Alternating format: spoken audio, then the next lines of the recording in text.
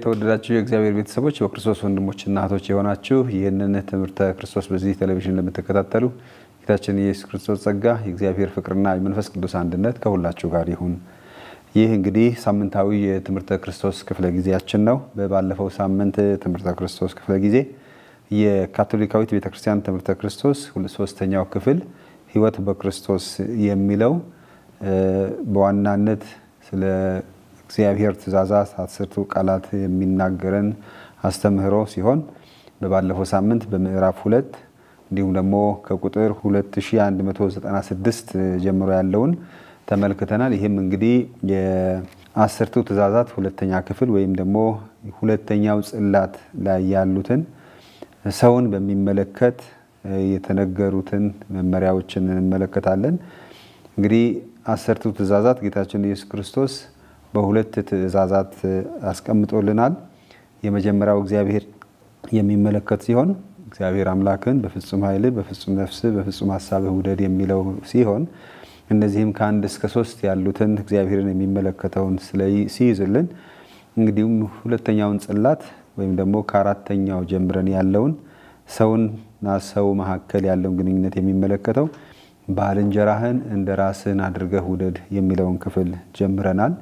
እና በዚህም ክፍል የመጀመሪያው ትእዛዝ አባትንና እናትህን አክብር።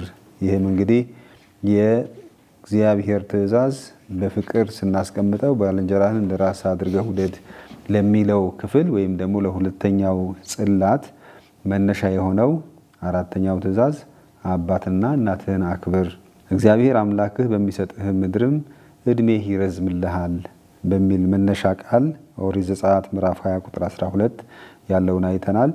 በዚህም ወላጆቻችንን ወይም ደግሞ በተለያየ ደረጃ በእኛ ላይ ኃላፊነት የተሰጣቸው እኛን ለመንከባከብ ለማሳደግ ለማስተማር የሚረዱንን ሁሉ ታላላቆቻችን ማክበር እንዳለብን ይህም ክርስቲያናዊ ሕይወት መገለጫ እንደሆነ የሚያሳየውን ክፍል አይተናል። በዚህም ውስጥ ቤተሰብ በእግዚአብሔር ዕቅድ ውስጥ ያለ በመሆኑ ልጆች እና ወላጆች ይህ እንደ ትንሿ ቤተክርስቲያን የምትጠቀስ ወይም ደግሞ የምትመሰል ቤተሰብ እንዲሁም ደግሞ እንደ ማህበረሰብም የማህበረሰብ መሰረት መሆኗ የተነገረላት። ምክንያቱም እያንዳንዱ ማህበረሰብ መሰረታዊ መነሻው ቤተሰብ እንደሆነ ስለዚህ ክርስቲያናዊ ቤተሰብ ለዚህ ማህበረሰብ ወሳኝ መሆኑ ይህንንም ቤተሰብ ደግሞ በመከባበር በመረዳዳት እና በመፋቀር መኖር እንዳለባቸው ሲያስረዳ ልጆች ወላጆቻቸውን እንዲያከብሩ የሚለውን ተመልክተናል። እንግዲህ ልጆች ወላጆቻቸው ሲባል ህፃናት ብቻ ወይም ትንንሾቹ ብቻ ሳይሆን ማንም ያለ ወላጅ አልመጣምና እያንዳንዱ ወላጆቹን ያለ እድሜ ገደብ ከህይወታችን የህይወት ክፍል እንደሆነ የሚያስታውስና ይህም እንግዲህ በአንዳንድ ብሔረሰብ ወላጆቻችን እንደ ፈጣሪዎቻችን እንደሆኑ ይገለጻል ከእግዚአብሔር ቀጥሎ። ስለዚህ የወላጆችን መውደድ ማክበር እግዚአብሔርን ከመውደድና እግዚአብሔር ከማክበር ጋር ተያይዞ የሚመጣ እንደሆነ ለማየት ሞክረናል። ስለዚህ ዛሬ የዚያው ቀጣይ ክፍል የሆነውን ክፍል እንመለከታለን። በተለይ ከቁጥር 2214 የቤተሰብ አባላት ኃላፊነቶች እንግዲህ በቤተሰብ ውስጥ ያሉት ወላጆች ልጆች ሁሉም የየራሱ ኃላፊነት እንዳለበት የሚያስታውስ ክፍል ነው። ከመጀመሪያው የሚመለከተው የልጆች ግዴታዎች በማለት ይነሳል። መለኮታዊው አባትነት የሰብአዊው አባትነት ምንጭ ነው። እንግዲህ ይህ አባትነት ከመለኮታዊው አባትነት ወይም የህይወት ምንጭነት ጋር ተያይዞ እንዲሁም ደግሞ ወላጆቻችንም ለኛ ህይወት መነሻ ምክንያቶች እንደመሆናቸው መጠን ተገቢው ክብር እንደሚያስፈልጋቸው እንድንረዳ የሚያስችልን ልክ የእግዚአብሔር የምንሰጠው አባታዊ አክብሮት ለወላጆችም እንደሚያስፈልግ ለወላጆች የሚገባው ክብር መሰረትም ይኸው መለኮታዊው የአባትነት ክብር ነው። ጎልማሶችም ሆኑ ታዳጊ ልጆች ለአባቶቻቸውና ለእናቶቻቸው ያላቸው አክብሮት የሚዳብረው ከወላጆቻቸው ጋር ከሚያዋህዳቸው ትስስር በተወለደ በባህሪያዊ ፍቅር ነው። ይህ ከበሬታም በአምላክ የታዘዘ ነው። ለዚህም ነው እናትና አባትህን አክብር። ኦሪት ዘጸአት ምዕራፍ 20 ቁጥር 12።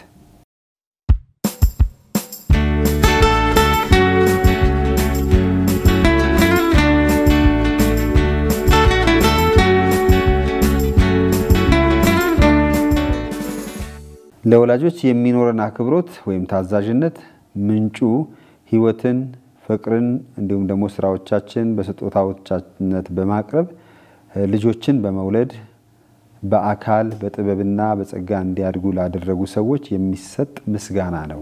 እንግዲህ ስለ ሕይወታችን እንግዲህ መወለድ ሲባል በስጋ መወለድ፣ ከዚያ ማደግ፣ በጥበብ መወለድ፣ በጥበብ ማደግ፣ ለሕይወት የሚያስፈልገውን ነገር ሁሉ በመስጠት ለሚያደርጉልን ሕይወታቸውን ለኛ ስለሚሰጡ የምንሰጠው ምስጋና ነው። በፍጹም ልቦናህ አባትህን አክብረው፣ የእናትህንም ምጧን አትዘንጋ። እነርሱንም ለመርዳት እንደተወለድህ አስብ። ስላደረጉልህ ፈንታ ምን ታደርግላቸዋለህ? መጽሐፈ ሲራክ ምዕራፍ 7 ከቁጥር 27 እስከ 28። ስለዚህም ይህ የእግዚአብሔር ቃል ወላጆቻችን ለኛ በሰጡት ሕይወት ለሰጡን አገልግሎት ትልቅ ፍቅር የምንሰጠው ምላሽ እነሱን ማክበር ነው። የልጅነት አክብሮት በተገራ ባህሪና ታዛዥነት መገለጽ ይኖርበታል። ልጄ ሆይ የአባትህን ትእዛዝ ጠብቅ፣ የእናትህንም ሕግ አትተው። ሁል ጊዜ በልብህ አኑረው፣ በአንገትህም እሰረው። ስትሄድም ይመራሃል፣ ስትተኛም ይጠብቅሃል፣ ስትነሳም ያነጋግርሃል። ባለ አእምሮ ልጅ የአባቱን ተግሳጽ ይሰማል፣ ፌዘኛ ግን ተግሳጽን አይሰማም። መጽሐፈ ምሳሌ ምዕራፍ 6 ቁጥር 20 እስከ 22 እና እንዲሁም መጽሐፈ ምሳሌ ቁጥር 13 ቁጥር 1።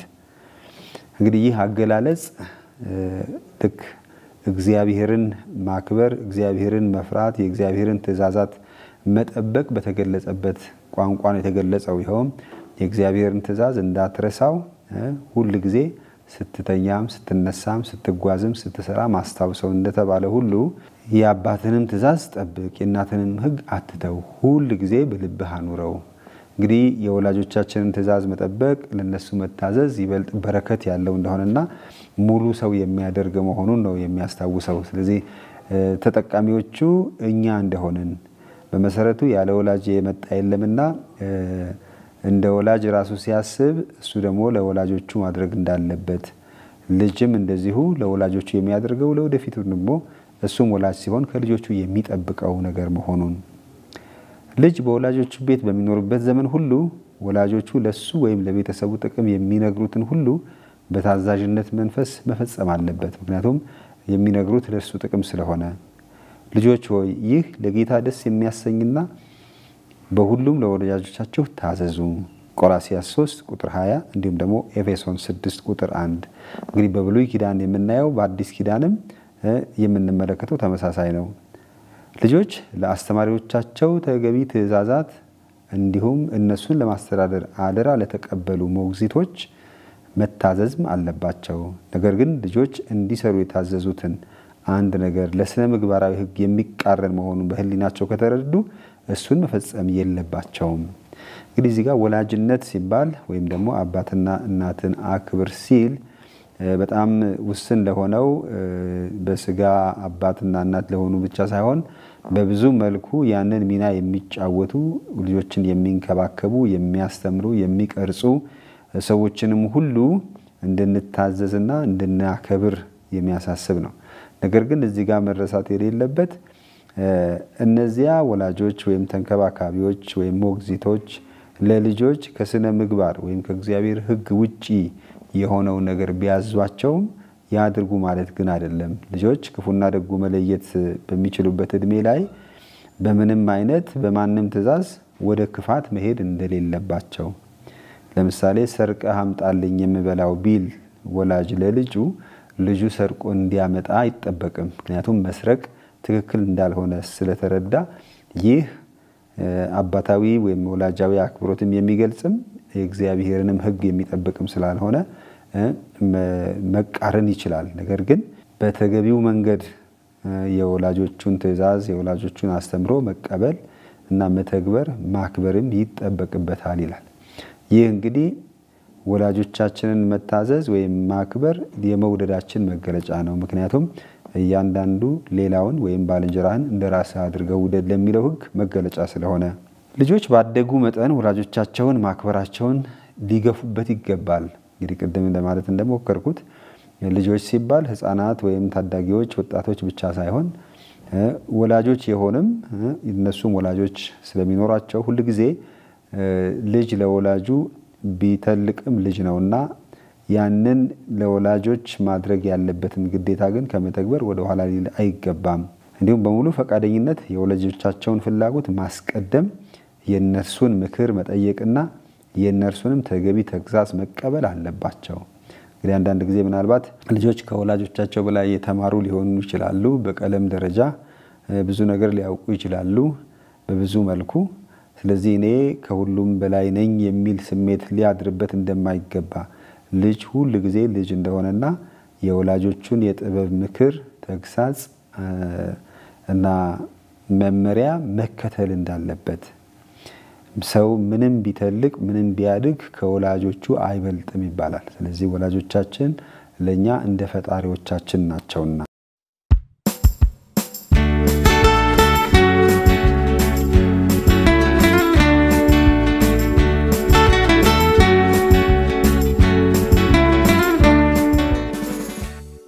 ልጆች በእድሜ የተወሰነ ጊዜ ከደረሱ በኋላ ከወላጆቻቸው ቁጥጥር ስር በመውጣታቸው የታዛዥነት ጊዜ ቢያበቃም ለወላጆቻቸው የሚኖራቸው አክብሮት ግን ለሁሌም የሚዘልቅ መሆን አለበት።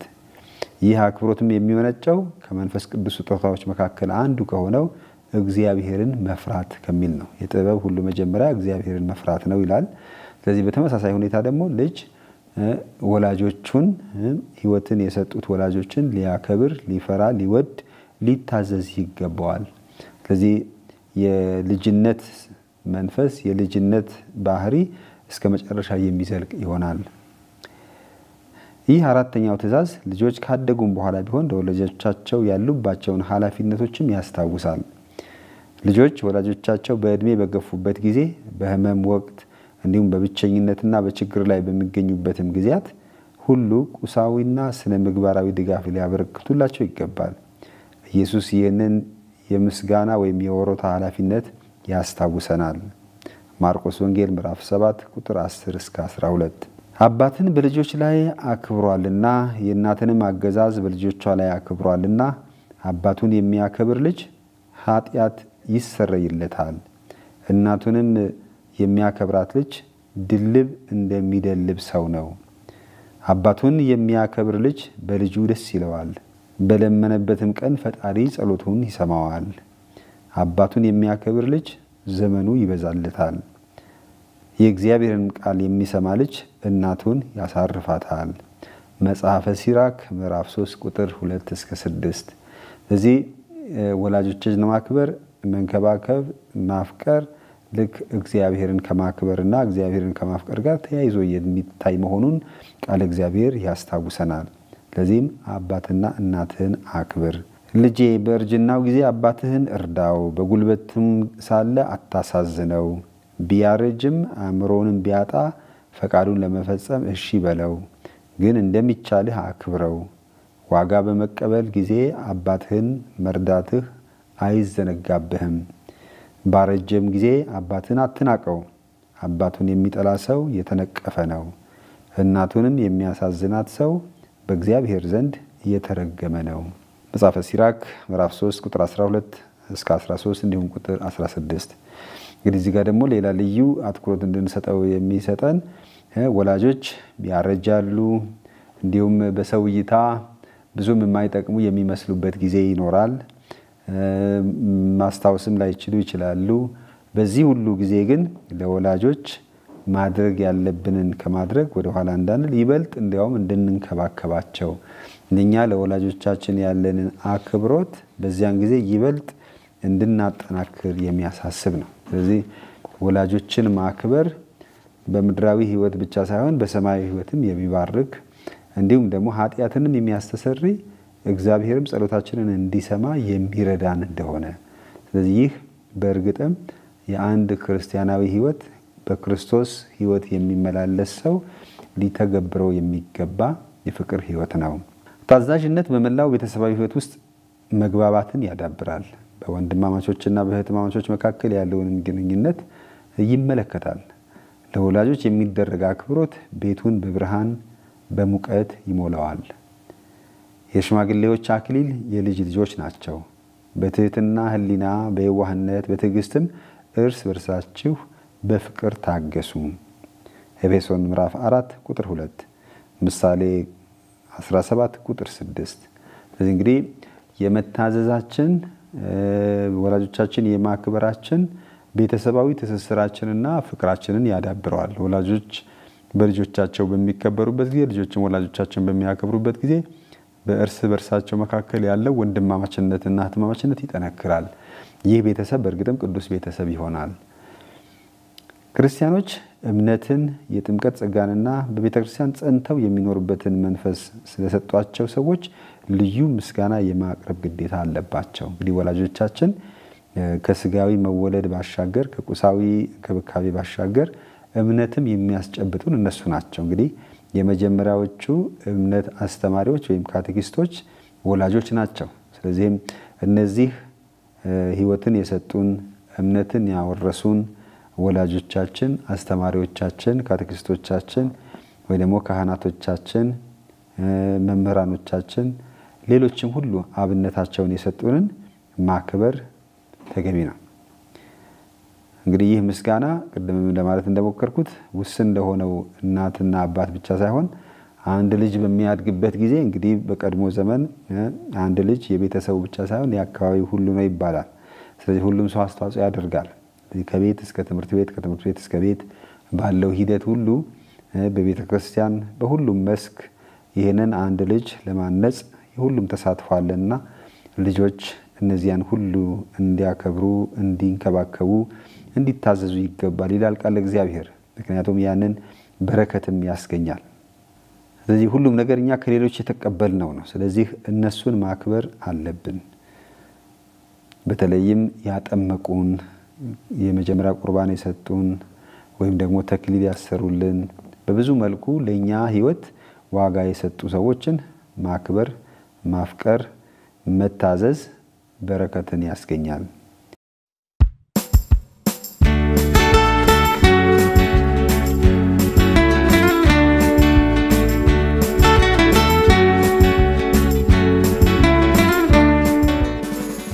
እንግዲህ በሁለተኛ ደረጃ ወላጆችም ወደ ልጆቻቸው ግዴታ አለባቸው። ልጆች ለወላጆቻቸው ግዴታ እንዳለባቸው ሁሉ ወላጆችም እንዲሁ ወደ ልጆቻቸው ግዴታ አለባቸው ወይም ደግሞ ኃላፊነትም አለባቸው። የባለትዳሮች የፍቅር ዓላማ ልጆችን በማፍረት ብቻ ሳይሆን ስነ ምግባራዊ ትምህርትና መንፈሳዊ አስተዳደጋቸውም ያጠቃልል መሆን አለበት።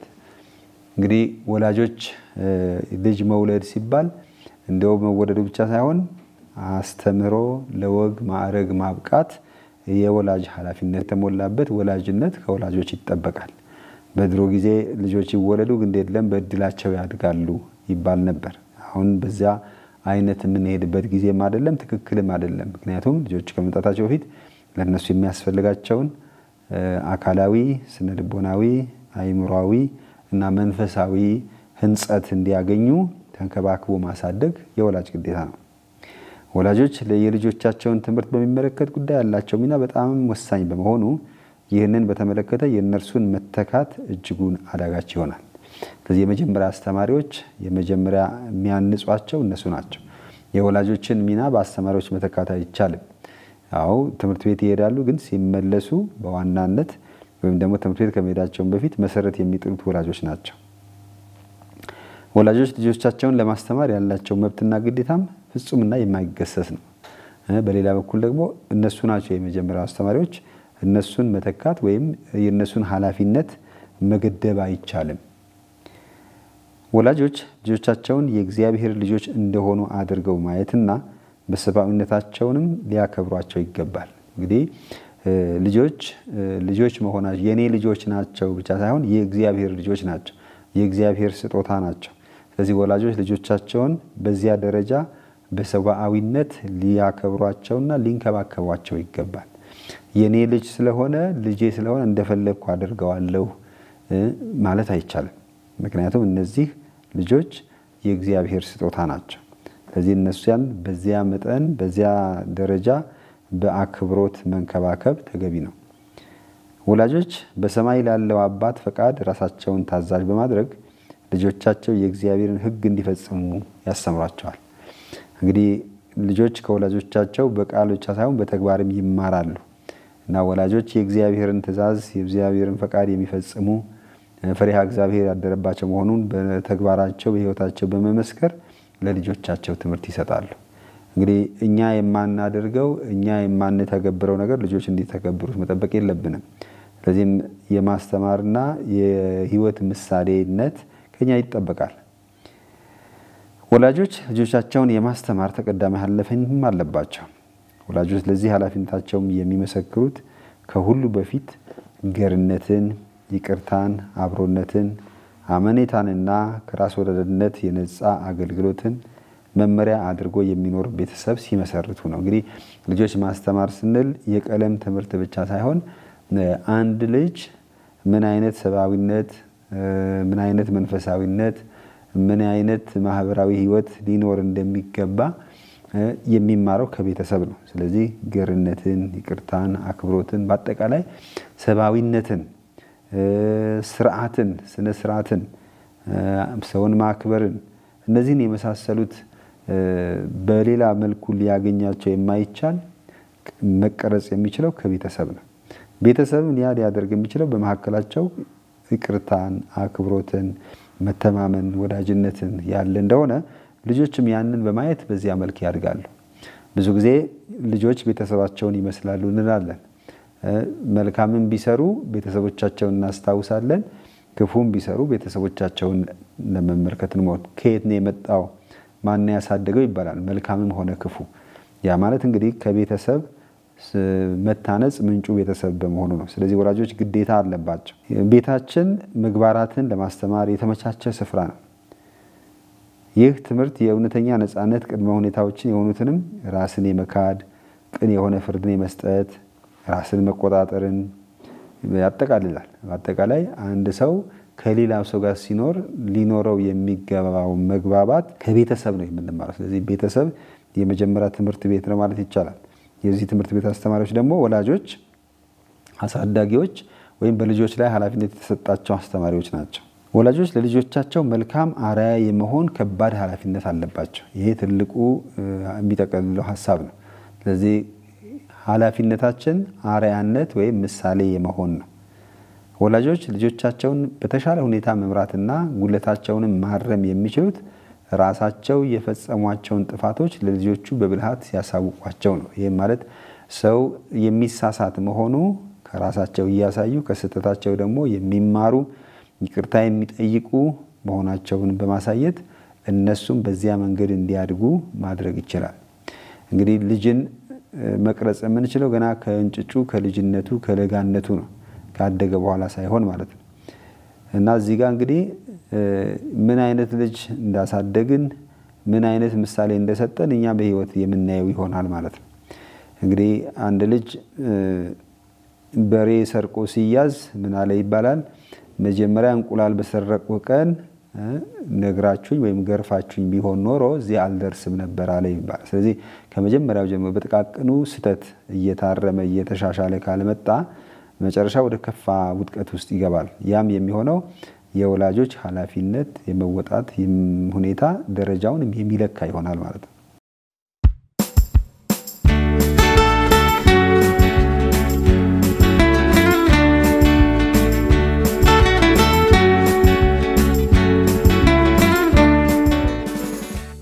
ልጁን የሚወድ ሰው በሱ ደስ ይለው ዘንድ ልጁን መቅጣት ቸል አይልም።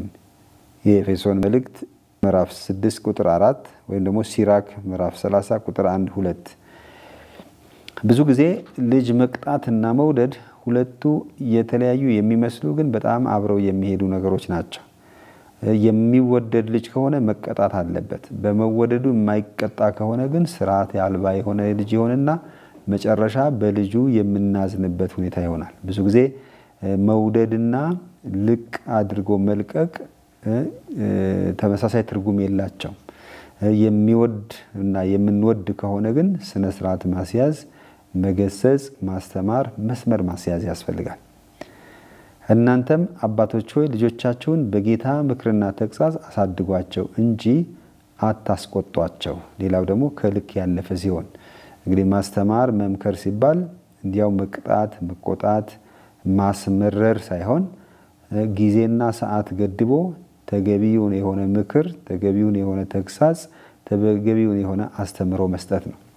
እንግዲህ ልጆች ክፉና ደጉ መለየት ሳቅና ቁጣ መለየት በጀመሩ ሰዓት ሁሉ እንዴት መመላለስ እንዳለባቸው ቤት ውስጥ ቤተክርስቲያን ትምህርት ቤት ሰው በሚገኝበት ቦታ ሁሉ እንዴት መመላለስ እንዳለባቸው ማስተማር መጀመር ይኖርብናል።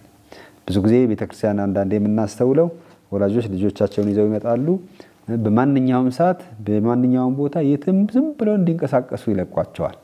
ይህ አይነት ሁኔታ ነፃነት መስጠት ሳይሆን ስርዓት አልበኝነትን ማራመድ ነው የሚሆነው። ሲሆን ወላጆች ልጆቻቸው ሰው ሲቀመጥ እንዲቀመጥ ሲያማትቡ እንዲያማትቡ ሲንበረከኩ እንዲንበረከኩ ማስተማር ይዘው መምራት መግራት ነው እንጂ እንዲያ በሚለቁባቸው ጊዜ የበለጠ ልጆቹ ስነ ስርዓት ይጎድላቸው ሊሆን ይችላል። ብዙ ጊዜ ማስተዋል እንችላለን። አንዳንድ ወላጆች ልጆቻቸውን እጃቸውን ይዘው ገብተው አብረው ይንበረከካሉ፣ አብረው ይነሳሉ። በአጠቃላይ ቤተክርስቲያን ውስጥ እንዴት መሆን እንዳለባቸው በተግባር ያስተምራሉ። ስለዚህም እዚህ ጋር ልጆቻችንን መቅጣት የመውደድ ምልክት እንጂ የጥላቻ እንዳልሆነ እንዲሁም ደግሞ መረን መልቀቅ የመውደድ ሳይሆን የግዴለሽነት ምልክት መሆኑን ያስታውሰናል። ልጁን የሚወድ ሰው በሱ ደስ ይለው ዘንድ ልጁን መቅጣት ቸል አይልም ይላል የእግዚአብሔር ቃል። ቤታችን የሰው ልጅ አንድነትንና የወል ኃላፊነቶቹን የሚማርበት የመጀመሪያ ስፍራ ነው። እያንዳንዱ ቤት በተግባር እንዴት አብሮ መኖር እንዳለብን እንዲሁም ደግሞ የጋራ ኃላፊነቶች እንዳሉብን መብት ብቻ ሳይሆን ግዴታም እንዳለ የምንረዳበት ቦታ ነው። ስለዚህ ወላጆች ልጆቻቸው ሰብአዊ ህብረትን ከሚከውኑ አስጊና አዋራጅ ነገሮች የሚርቁበትን መንገድ የሚያስተምሩበትን በዚህ ነው። እንግዲህ በቤት ውስጥ ወላጆች ለልጆቻቸው አስፈላጊ ሁሉ ነገር ማድረግ አለባቸው። አንድ ነገር ቢሆንም ልጆችም በአቅማቸው በቤት ውስጥ በስራ መሳተፍ፣ ወላጆቻቸውን መርዳት፣ ሌሎችን ማገዝ፣ ከሌሎች ጋር ተባብሮ መኖር እንዳለባቸው የሚማሩበትን ቦታ ነው። አንዳንድ ቤተሰብ ልጆቻቸው ምንም አይነት ስራ እንዳይሰሩ ቁጭ ብለው እንዲያዙ ያስተምሯቸዋል። አንዳንድ ጊዜ ቤት በስራ የሚያግዙ ሰዎች ይኖራሉ። እኛ ካቅም በላይ በሚሆንበት ጊዜ ሊያግዙን በጣም ተገቢ ነው። ነገር ግን ልጆቹ ስራ ፈተው ቁጭ ብለው አንድ ሰው 4 እና 5 ሰው እንዲያገለግል ቁጭ ብሎ ማዘዝ ግን ይህ ክርስቲያናዊም አይደለም ሰብአዊም አይደለም። ስለዚህ ልጆቹ ቤት በሚሆኑበት ጊዜ ስራ እንዲለምዱ፣ እንዲተባበሩ፣ እንዲያግዙ፣ እንዲሳተፉ እና የጋራ ኃላፊነት መብትም ግዴታም እንዳለ እንዲያሳውቁ ያስፈልጋል። ወላጆች በምስጢረ ተክሊል ጸጋ አማካኝነት ለልጆቻቸው ወንጌል የመስበክን ኃላፊነት ልዩ መብት ተሰጥቷቸዋል። ስለዚህ የተክሊል ምስጢር ወላጆች ወንጌላውያን አድርጋቸዋል። በቤታቸው ለቤተሰባቸው ወንጌልን የሚሰብኩ በተግባራቸው በንግግራቸው በአጠቃላይ ባካሄዳቸው ለልጆቻቸው የመጀመሪያዎቹ ሰባኪዎች ናቸው። ወላጆች ልጆቻቸውን ከህፃንነት እድሜያቸው ጀምሮ ከእምነት ምስጢራት ጋር እንዲተዋወቁ ማድረግ አለባቸው። ይኸውም ስለ እምነታቸው ጸሎት እንዲማሩ፣ ቤተክርስቲያን እንዲሄዱ፣ እንዲሁም ደግሞ ከምግብ በፊት ከምግብ በኋላ እንዲጸልዩ፣ እንዲሁም ደግሞ በልጆች ቋንቋ ስለ እምነታቸው ምስጢር እንዲረዱ ማስተማር አለባቸው። ቀስ በቀስ ደግሞ በምስጢራት እያደጉ ወደ ምስጢራት ተሳትፎ እንዲመጡ የማድረግ ኃላፊነት አለባቸው። በዚህ ረገድ ወላጆች የልጆቻቸው የመጀመሪያ ካቴኪስቶች ናቸው ማለት ነው። ወላጆች ልጆቻቸውን ገና በለጋ እድሜ ላይ ያሉ በቤተክርስቲያን ህይወት እንዲሳተፉ ማድረግ አለባቸው።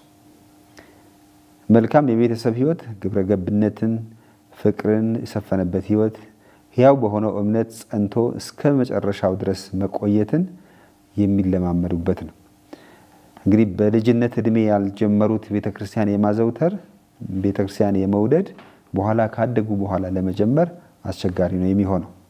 ስለዚህም ልጆች በሁለንተናዊ መታነጽ እንዲያድጉ የወላጆች ግዴታ ነው።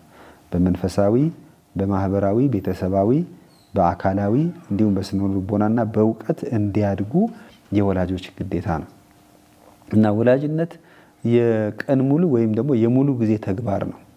ብዙ ጊዜ በአሁን ዘመን በስራ ምክንያት በተለያየ ምክንያት ወላጆች ጠዋት ወጥተው ማታ ይገባሉ። ልጆችም ትምህርት ቤት ውለው ማታ ነው የሚመጡት። ሁለቱም አይገናኙም። ያ በተፈጥሯዊ ሂደት ሊያገኙት የነበረው መታነጽ የሚጓደልበት ጊዜ በጣም ሰፊ ነው። ነገር ግን ሁሉ ጊዜ ወላጆች ለልጆቻቸው ጊዜ እንዲሰጡና የልጆቻቸውን አስተዳደግ የልጆቻቸውን መታነጽ ሊመለከቱ ይገባል። ይህ የወላጅነት ትልቅ ግዴታና ኃላፊነት ነው። በወላጆች የሚሰጥ የሃይማኖት ትምህርት ልጆች ገና ህፃናት ሳሉ መጀመር አለበት።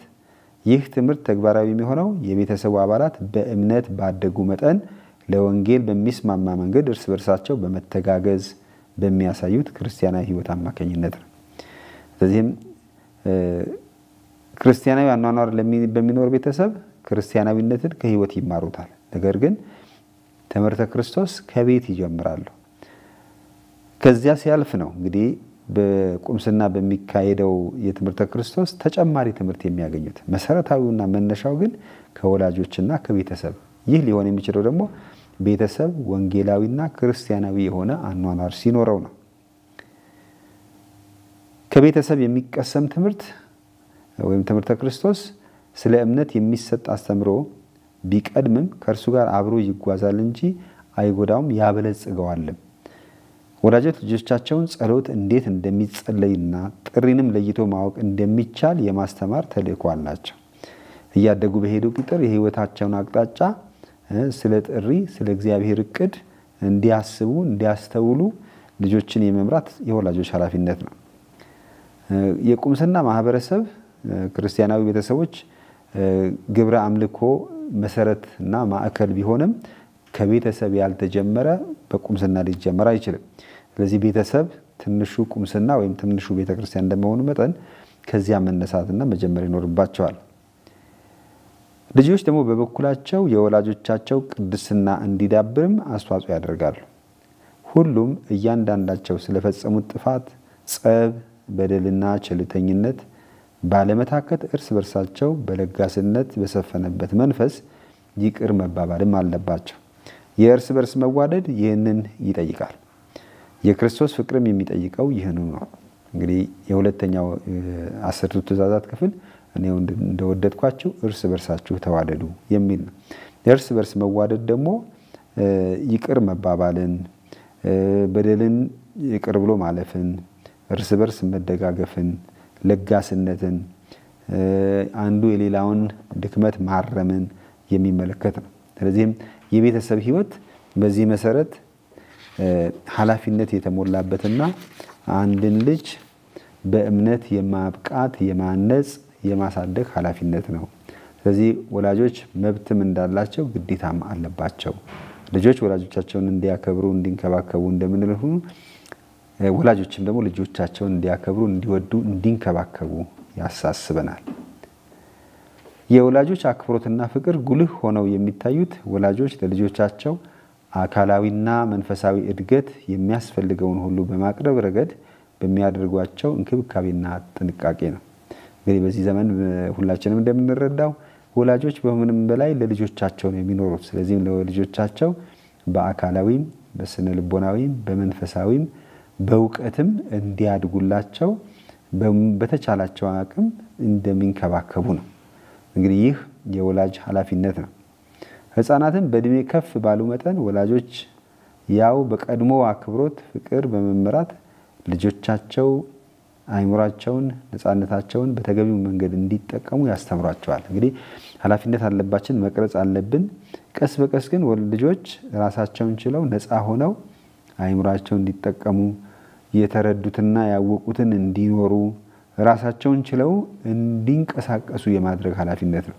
ሁሉ ጊዜ በእኛ ስር እንዲሆኑ አይደለም። ነገር ግን በሂደት በራሳቸው መብረር እንዲችሉ በራሳቸው መራመድ እንዲችሉ የህይወት ክህሎትን ማስጨበጥም ጭምር ነው።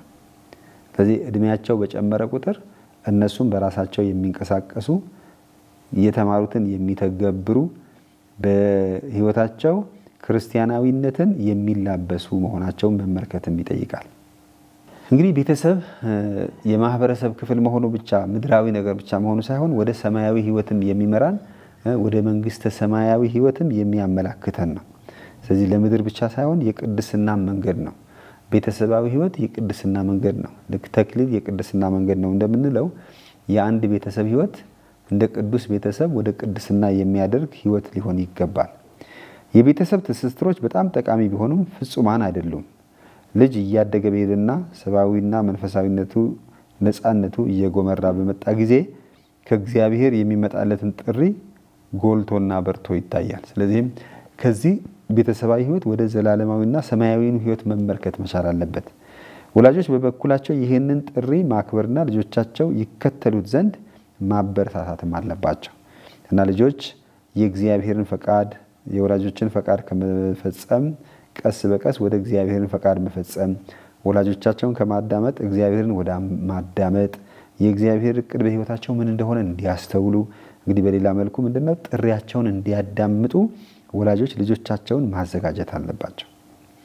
ወላጆች የክርስቲያን ተቀዳሚ ጥሪ ክርስቶስን መከተል እንደሆነም መገንዘብ አለባቸው። ስለዚህ እነዚህ ልጆች በምን መልክ ነው ክርስቶስን እንዲከተሉ ጌታ እየጠራቸው ያለው? ከኔ ይልቅ አባቱን ወይም እናቱን የሚወድ ለኔ ሊሆን አይገባም፣ ከኔ ይልቅም ወንድ ልጁን ወይም ሴት ልጁን የሚወድ ለኔ ሊሆን አይገባም። ማቴዎስ ወንጌል ምዕራፍ 10 ቁጥር 37 እንዲሁም ምዕራፍ 16 ቁጥር 25። ስለዚህ ልጆች የጥሪን ድምጽ እንዲያዳምጡ የእግዚአብሔርን ፈቃድ እንዲገነዘቡ ወላጆች የመሪነት የመርዳት ኃላፊነትም አለባቸው። የኢየሱስ ደቀ መዝሙር መሆን ማለት የእግዚአብሔር ቤተሰብ አባል መሆን እርሱ በሚፈቅደው ህይወት ለመኖር የሚመጣን ጥሪ መቀበል ማለት ነው። ስለዚህ የኛ ህይወት ግቡ የእግዚአብሔርን ጥሪ ማዳመጥ ነው። በሰማይ ያለው የአባቴን ፈቃድ የሚፈጽም ሁሉ ወንድሜም እህቴም እናቴም እርሱ ነው። ማቴዎስ ወንጌል ምዕራፍ 12 ቁጥር 49። እንግዲህ ምድራዊውን የወላጆቻቸውን ፈቃድ እንደሚፈጽሙ ሰማያዊውን የእግዚአብሔርን ፈቃድ መፈጸምም እንዲማሩ የሚችሉት እዚሁ ቤተሰብ ውስጥ ነው። ታዲያ ቤተሰብ ልጆችን በነፃነት የእግዚአብሔርን ቃል እንዲሰሙ እንዲያዳምጡና መልስ እንዲሰጡ ኃላፊነትም ነፃነትም ሊሰጣቸው ይገባል። አንዳንድ ጊዜ ወላጆች አይደለም ልጆቼ በዚህ ነው ማድረግ ያለባቸው ልጄ እንደዚህ ነው መሆን ያለበት ብለው የመገደብና በእነሱ አቅጣጫ ወይም ደግሞ የነሱን ፍላጎት የነሱን ምኞት ብቻ እንዲኖር የመገፋፋት ፈተናም አለ። ነገር ግን የወላጆች ኃላፊነት ልጆች ምን እንደሚሰማቸው የህይወት አቅጣጫ ምን እንደሚያዳምጡ ማገዝ መርዳት ያስፈልጋል። ወላጆች ጌታ ስለ መንግስተ ሰማይ ብሎ በድንግልና በመኖር በተቀደሰ ዓላማ በመንኩስና ህይወት ወይም በክህነታዊ አገልግሎት ላይ ተሰማርቶ እርሱን እንዲከተል ከልጆቻቸው አንዱን በሚጠራበት ጊዜ ይህንን ጥሪ አክብሮት እና ደስታ ምስጋና በተሞላበት መንፈስም መቀበል መቻል አለባቸው። ልጆቻቸውን በሚመርጡት ጥሪ በእምነት በደስታ በአክብሮትም መቀበል መቻል አለባቸው። እንግዲህ የወላጅ ኃላፊነት እና የወላጅ ግዴታ በቁሳዊ ምድራዊ ብቻ ሳይሆን ለሰማያዊም ህይወት ወንጌልን መኖር የሚችልበትን መንገድ እስከ መምራት እና እስከ መርዳት የሚሄድ ይሆናል ማለት ነው። የተወደዳችሁ እግዚአብሔር ቤተሰቦች በክርስቶስ ወንድሞችና እህቶች የሆናችሁ እንግዲህ ለዛሬ ይህን ያህል ከተመለከትን ይበቃል። የርዕሱ በጣም ቤተሰብን የሚያወያይ በቤተሰብ እንግዲህ ቤተሰብ ስንል ትንሽ ቤተሰብ ይኖራል፣ ሰፋ ያለ ቤተሰብ ይኖራል። በምን አይነት መንገድ ነው እየኖርን ያለነው? ወላጆች ስለ ልጆቻቸው ኃላፊነታቸው ምን ያህል ይወጣሉ? ልጆችስ ለወላጆቻቸው ያለባቸውን ኃላፊነት፣ ታዛዥነት፣ አክብሮት ምን ያህል ይኖሩታል? እኛ ምንም ብንሰለጥን ምንም ብናድግ ከወላጆቻችን አንበልጥም፣ ወይም ደግሞ ምንም ጥበብ በተሞላ ህይወት ብንኖርም ወላጆቻችን ማክበር እንዳለብን ከማወቅ የበለጠ ጥበብ የለውም። ስለዚህም ሁሉም ሰው እንግዲህ ወላጅ የሆነም ልጅ የሚሆንበት ሁኔታ አለ፣ ልጅ የሆነም ወላጅ የሚሆንበት ቦታ አለ። አንዳንድ ጊዜ በሁለቱም አቅጣጫ ያያየን የኛ ህይወት ምን ይመስላል ለክርስቶስ? ምክንያቱም ይህ ህይወት በክርስቶስ የሚል ርዕስ ነው። ስለዚህ የኛ ህይወት በክርስቶስ ምን ይመስላል? ከዚህ አንፃር ከዚህ አራተኛው ትእዛዝ አባትና እናትን አክብር የሚለውን ትእዛዝ እስከ ሳምንት እግዚአብሔር በጸጋውና በምሕረቱ ያቆየን። ጌታችን ኢየሱስ ክርስቶስ ዛሬም ዘወትርም ለዘላለም ንጉስ ነው። አሜን።